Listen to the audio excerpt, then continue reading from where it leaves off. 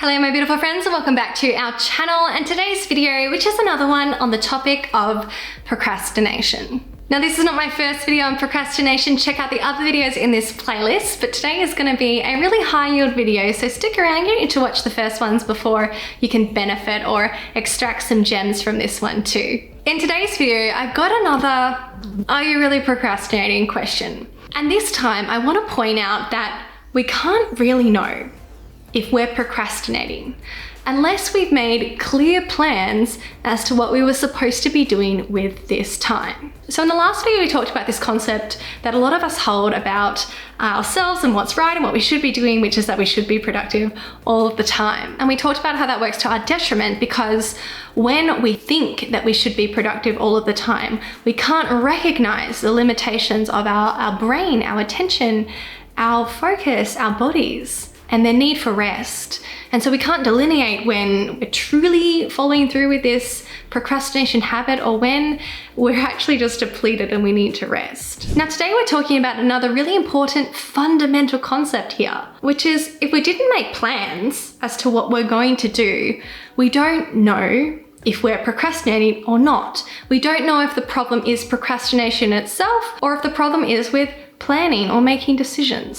So let's take this example. Say you finished your day at work, you've had your day in the hospital, you've come home, it's 6 p.m, you've had a bit of rest, you've let your brain be free, you've had some food, water, chatted with your spouse or your dog, and now you've finally got this brain space where you feel rested and restored, and now you've got this opportunity ahead of you, this blank space on your calendar to potentially do something productive. Now, a lot of us will find ourselves in this position where we get to that, say 7 p.m. time slot where everything's gone right that day, we've restored coming home, and now we have this capacity to do something. Yet, we don't end up using that time productively. A lot of us in this situation might have a few different things that we could do that's productive in this time. We've got our to-do list sitting over there, we've got plenty of things we could do. And maybe a couple things even that we think we should do tonight, we should do with this time that we have assessed as more urgent. And then when we don't do those things, we judge ourselves or label that inactivity, that inaction, as procrastination. Now here's my problem with this. If we don't know exactly what we'd planned to do on the calendar at that time, we don't know if it's one of at least two different challenges here, two different coaching topics here. So one is procrastination. One is to actually just follow through on a task that we've decided to do. But another problem that could be happening here that we've mislabeled as procrastination is decision making, committing to something, right? So we've got this blank calendar spot and we haven't decided ahead of time what we're going to do with that time. We don't know if we have a problem here with procrastination or a problem with decision-making, commitment. And they are two different coaching topics. Now you might have problems in both areas, in which case we'll be able to get gains whether we work on the procrastination work or the decision-making work. But if you're not working with a coach and you're just trying to work on yourself and you're mislabeling this problem as procrastination, and then you're just Googling on the internet, I have a procrastination problem, what should I do? And all the advice is this action-based hack stuff like, oh, make sure you're in a quiet place, or put on this focused music, or give yourself a reward at the end.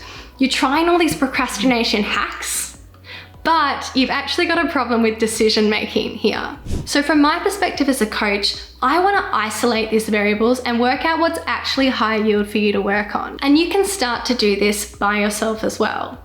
So first, you do have to make some grounds on that decision-making challenge. You have to be able to put things in your calendar. Then once things are in your calendar, you can see what happens when the plan is there to follow through and you procrastinate or you don't on that. But you need to start isolating these variables and bringing in this data for yourself so that you can actually start to target high yield areas and actually make the changes you want in your life to get the results that you want in your life. So my beautiful friends, I hope this video was so helpful for you. Even just getting your brain thinking, am I just putting this all in the I'm procrastinating bucket, or are there other things going on that I can attend to and get some big wins on here if I tackle those other issues? If you know that this work is work that would change your life if done, and you know that you want to expedite the process with a coach, then you can jump on a no cost, no obligation consult call with me where you bring me all this information about where you are and where you want to be, and I can start to ask some real skillful questions to tease out what your high yield coaching areas might be. Even if you don't end up signing up for coaching, my clients have said how impactful these consult calls are, just in terms of getting that clarity and letting me do some diagnosing and organizing of what's going on in your life. So don't hesitate to book in. There's a link below. Love you guys so much, and I'll see you in my next one.